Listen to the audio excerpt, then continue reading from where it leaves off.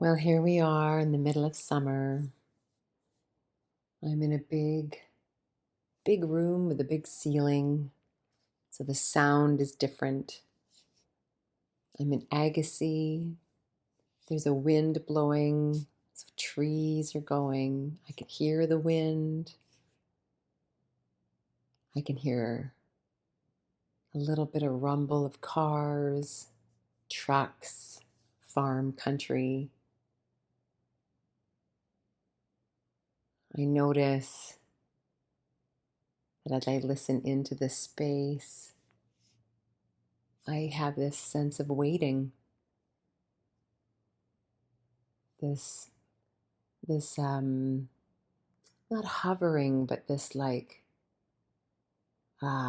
just waiting for the opening to arrive. Welcome to welcome to the story of listening. This is what we're about this month. There's some cool things I'm going to update you on in this little catch up, and everything wraps around this conversation of what does it mean to listen?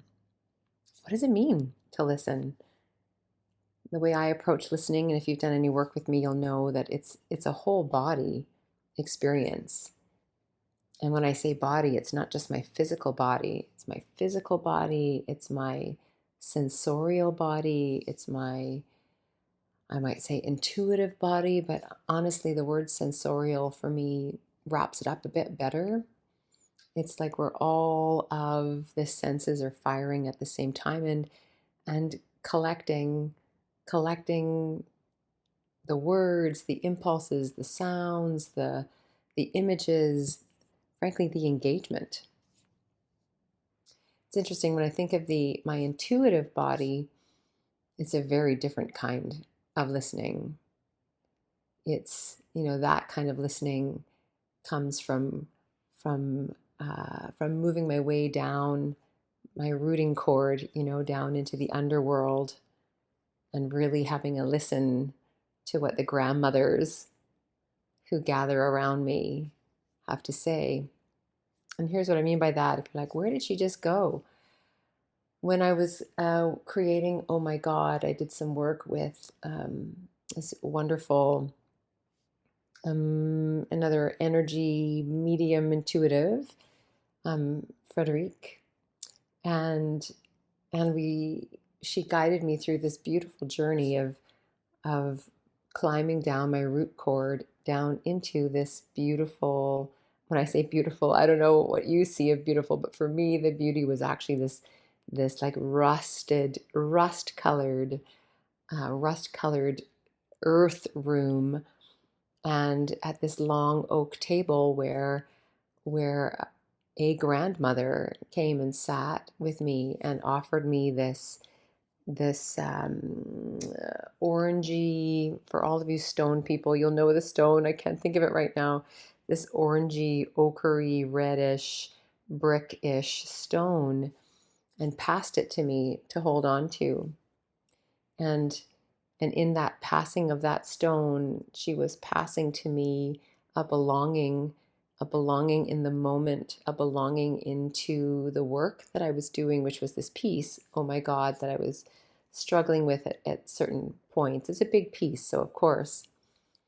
And so that kind of intuitive listening for me comes from that space. It's it's deeper, it's it's otherworldly, but my worldly. So when I talk about listening, there's multiple compartments, if you will, or kind of like walking into a big apartment building and knowing what room you're kind of listening into, or even like imagining that all of these different rooms have different music or different communications in them. And if you're standing in the center of a house with multiple rooms, you know how when like even this morning where I am right now at a good friend's place, she was getting ready in her bedroom and the music was just pounding, but I was coming up the stairs, and so it had that muffled sound, but I knew where it was. I could locate kind of where it was, but I had to keep stepping forward, and listening is kind of like that. So when you think about the different ways or even feel into, think about, can be a bit of a distraction really, but if you take stock a bit in how you listen and what you hear, start to get curious about what do you like what do you notice? What does hearing even mean to you? What is it? Is there a sound to it? Is it a visual to it? Is it this muffled piece like I was talking about at my friend's place where I'm going to move in that direction and follow that sound? And that's a bit of what it is for me. It's not compartmentalized like that. Like I just compartmentalize it as a way to visualize it for you. But for me, it actually is this one big, yeah, it's like walking into a summer festival with all kinds of sounds going on. And so there's a moment of hearing it as one sound and then starting to really recognize, that's that sound that's coming from over here. Oh, that's that sound that's coming from over here. Oh, look, and that sound over here. But then each of those sounds, they're not isolated, like floating sounds that aren't attached to anything. Each of these sounds are attached to a story, and by story I mean a happening. Like something is happening over there. That that sound that I hear isn't a sound, it's a story. There's information there, there's context there, there's beginning, middle, and end there. Not end of a thought until the next beginning happens. So I'm playing here with you first to for you to begin to explore for yourself if you've even thought about, what listening is for you, or even taken a moment to pause, slow down, and notice. Like seeing is also a version of listening if that's how you hear. Some of us, for example, those of us, no, I'm not one of them, but those of us who can walk into an empty room and see the story of what the room could be or has been, like that you might be someone who sees like an interior designer, or a decorator or architect can see story in place. So that's another way of hearing. And the difference is like seeing, when as I approach it, seeing is like it's external to me. It is almost one dimensional in front of me.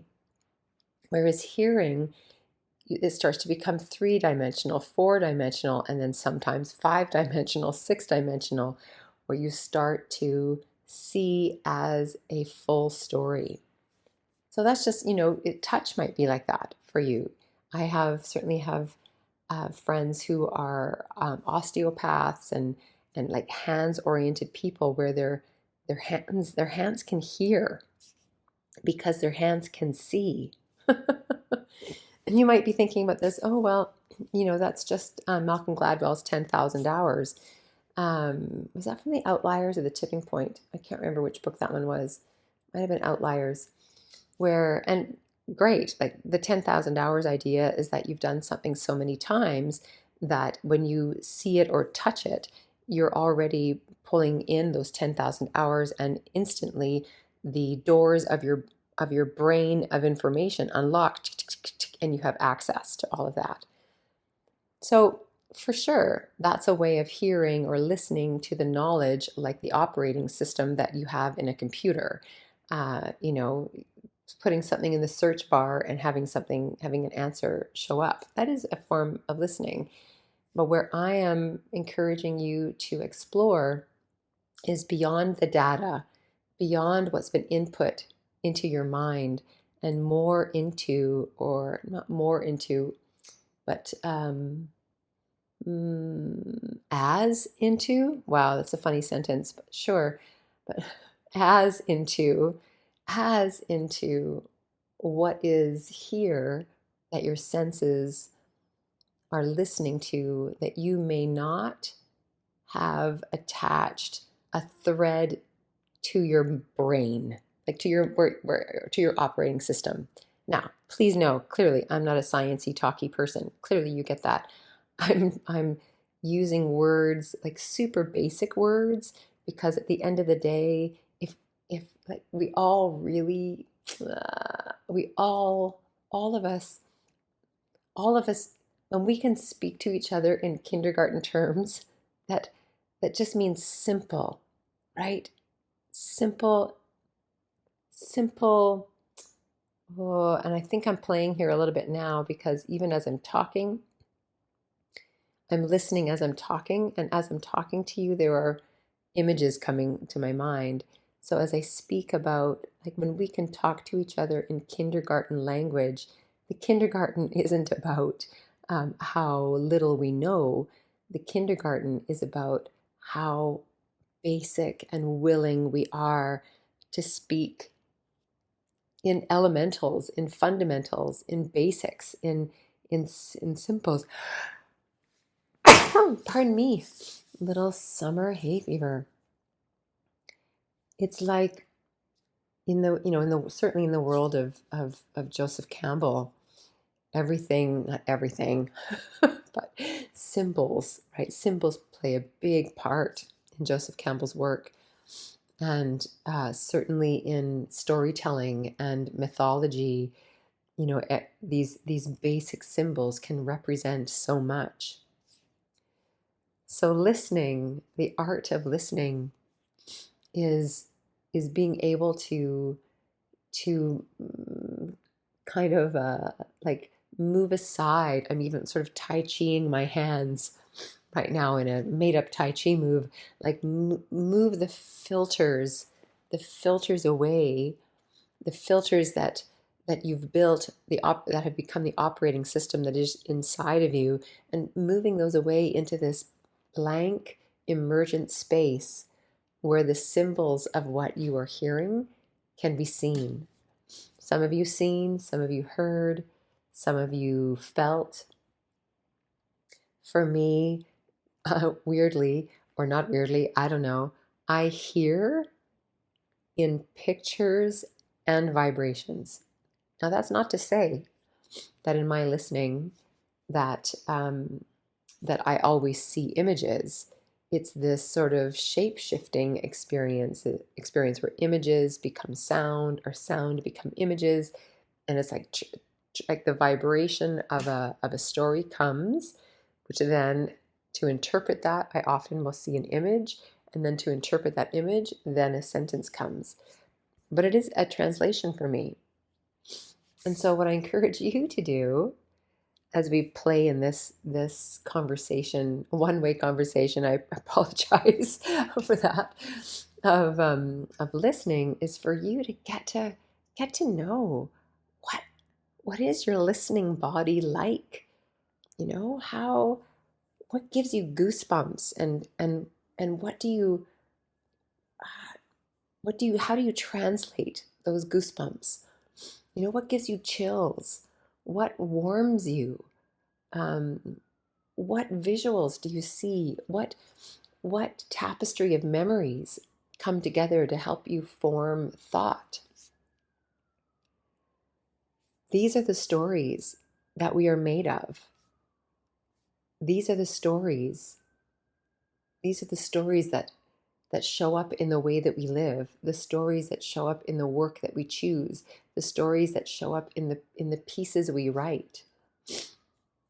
I come from a theater background, and there are civic theaters, so like the city's theaters, which is funded by the city.